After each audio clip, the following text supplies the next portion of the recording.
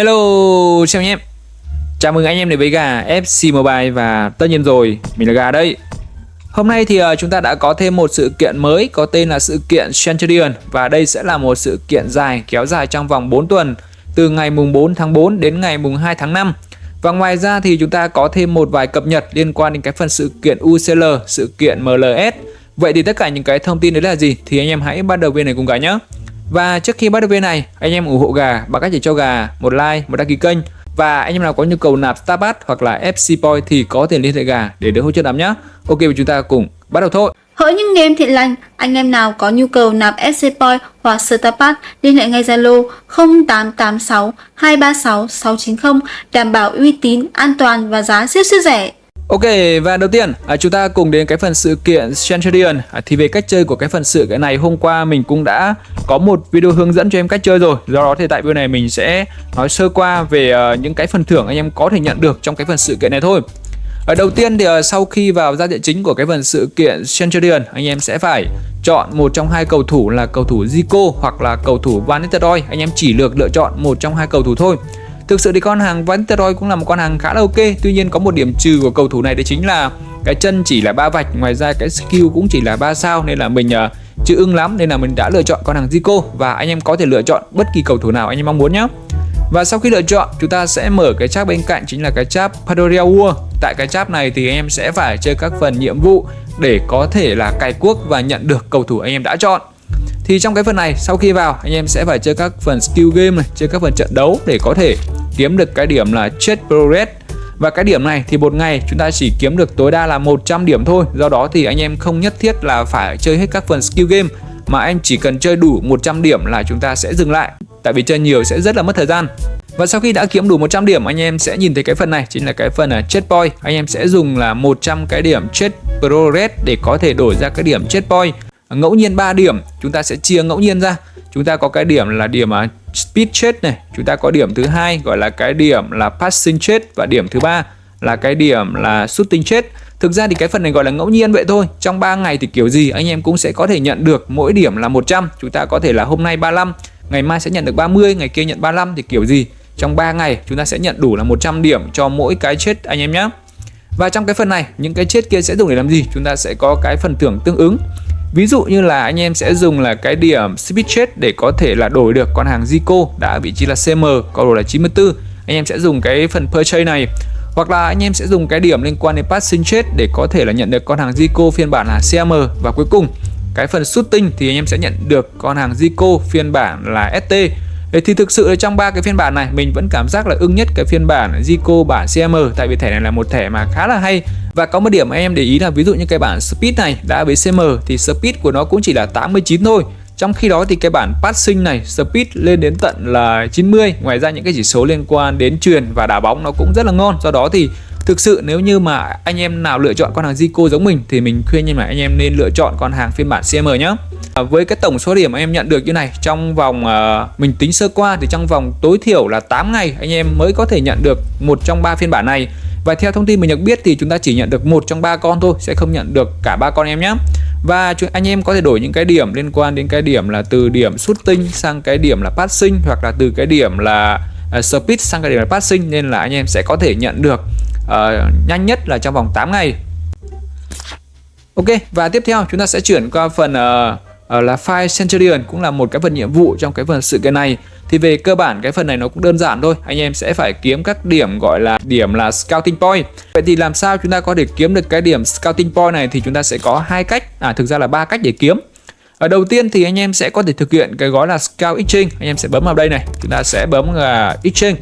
Và tại đây thì anh em sẽ cần là 3 cầu thủ có độ là 80 cộng và 8 cầu thủ có độ là 70 cộng để đổi được là 100 cái điểm Scout Point.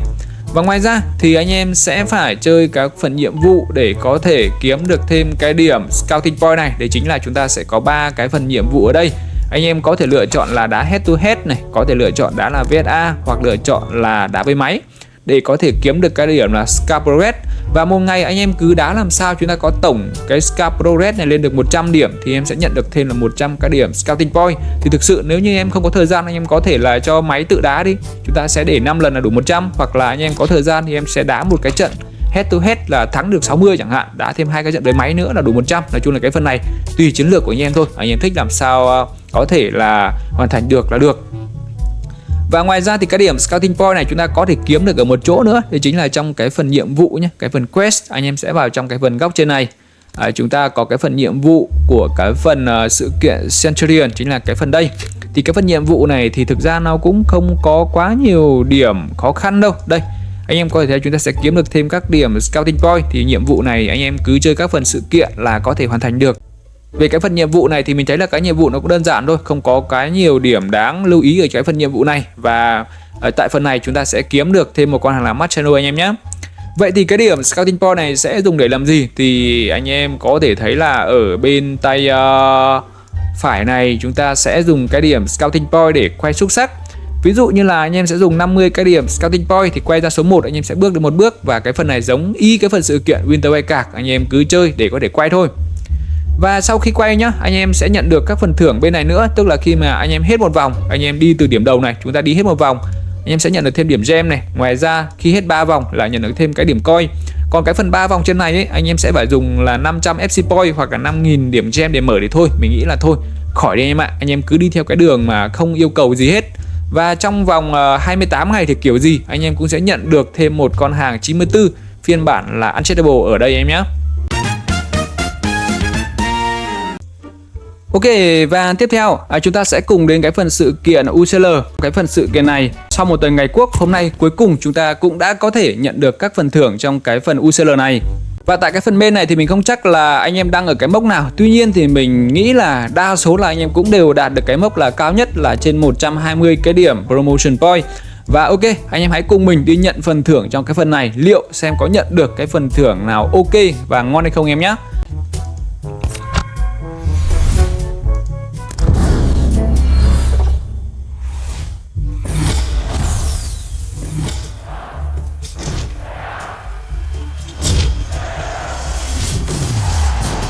Ok, con hàng Depau nói chung là về cơ bản nó cũng bình thường anh em ạ, không ngon lắm. Tuy nhiên thì chúng ta nhận được thêm là 3.000 cái điểm gem, cũng là một cái điểm khá là ok. Và cái phiên bản là cái phiên bản Unchainable nên là thôi, chúng ta nhận được con hàng nào ngon thì tốt, còn nếu không thì chúng ta sẽ tiếp tục cày cuốc. Và sau khi mà anh em nhận thưởng thì chúng ta sẽ có thể là nhận thêm các điểm liên quan đến điểm là ticket nhá. Thì anh em có thể nhận thêm 20 điểm nữa. 20 điểm free này thì chúng ta sẽ tiếp tục chơi như các tuần trước thôi. Và có một điểm lưu ý đấy chính là cái điểm ticket này, nếu như mà trong tuần này anh em mà đã hoàn thành là mốc là trên 120 rồi thì anh em có thể lưu những cái điểm này sang các tuần sau nhé. Anh em không nên tiêu hết đâu, tại vì là sang tuần tiếp theo biết đâu phong độ chúng ta không ngon nữa chẳng hạn, chúng ta sẽ có thể là cần nhiều cái điểm ticket hơn. Và ngoài ra thì sau khi nhận được cái phần thưởng kia thì chúng ta cũng đã mở thêm cái mốc trong cái phần là milestone này để em nhận được thêm con hàng này từ 88 đến 91. Và ngoài ra thì sang tới tiếp theo anh em sẽ nhận được thêm là các cầu thủ từ 60 đến 69. Thực sự thì các cầu thủ này không biết nhận để làm gì luôn, chắc để làm phút rồi anh em ạ.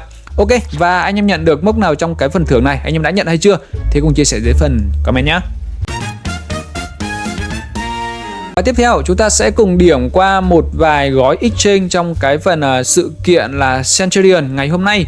Thì trong phần exchange này chúng ta cũng có thêm một vài gói khá là ok. Đầu tiên thì cái gói showdown này thì anh em có thể nhận nhá.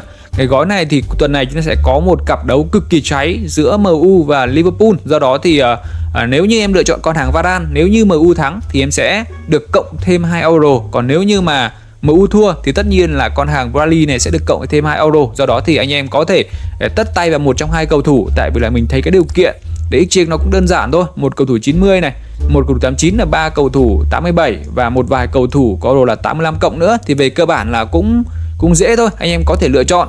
Và ngoài ra thì trong cái phần sự kiện Centurion này chúng ta cũng có thêm một vài gói exchange. Tuy nhiên thì thời điểm hiện tại đến hôm nay thì mình chưa thấy cái gói nào ngon cả. Gói từ 88 đến 97 của cái phần sự kiện Centurion, anh em sẽ cần các cầu thủ như là 2 cầu thủ 85 cộng, 4 cầu thủ 83 cộng và 5 cầu thủ 70 cộng. Thì về cơ bản cái điều kiện này mình thấy là cực kỳ đơn giản nhé. Cái điều kiện này cực kỳ đơn giản luôn, nhưng mà phần thưởng nhận được thì mình cũng thử rất nhiều rồi vẫn không ngon. Thì tranh thủ đang làm video này thì mình sẽ thử luôn xem liệu ngon hay không. Cái gói này nó ghi là no limited, tức là anh em sẽ mở thoải mái, anh em mở bao giờ thì mở. Nhưng mà với những cái gói mà unlimited này thì thường phần thưởng nó nhận được không ngon anh em ạ. Ok, cái workout của phần sự kiện Centurion Mexico ạ, RW. con hàng này là một con hàng Lozano. Nói chung là cũng bình thường, nhưng con hàng này là những con hàng uncheckable, do đó thì anh em có thể thử nhân phẩm nhé. Tuy nhiên thì mình nghĩ là chúng ta chỉ nên thử tầm 1-2 gói xem như nào thôi anh em ạ. Còn về mở lâu dài thì chúng ta sẽ lỗ khá là nhiều. Và liệu anh em đã nhận được con hàng nào ngon trong các phần exchange này chưa? Thì hãy cùng chia sẻ dưới phần comment nhé. Ok, và tiếp theo chúng ta sẽ cùng đến với cái phần Star Pass của cái phần sự kiện Centurion ngày hôm nay. Thì trong cái phần Star Pass này anh em sẽ có thể nhận được con hàng là Xabi Alonso nhá, một thẻ mà đã vị trí là CDM và có đồ là 95. Thì về cơ bản con hàng này cũng ngon anh em nhé, con hàng này dùng được. Và trong quá trình anh em cày cuốc cái phần Star Pass này, anh em sẽ còn nhận được thêm các điểm là liên quan FC Point này, điểm gem, con hàng Jomet và rất nhiều điểm trong cái phần Star Pass này. Do đó thì cái phần ngon nhất của cái phần Star Pass không phải là con hàng nhận được, mà trong quá trình nhận được con hàng đó chúng ta nhận được rất nhiều con hàng và các phần thưởng ngon. Do đó thì anh em nào mà có nhu cầu nạp Star Pass thì có thể liên hệ gà để được hỗ trợ nạp nhé.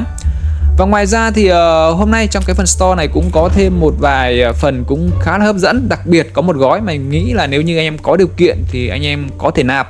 Trong phần store này chúng ta sẽ vào đây có cái phần là feature. Và tại cái phần feature này chúng ta sẽ có cái phần là Centurion Fund.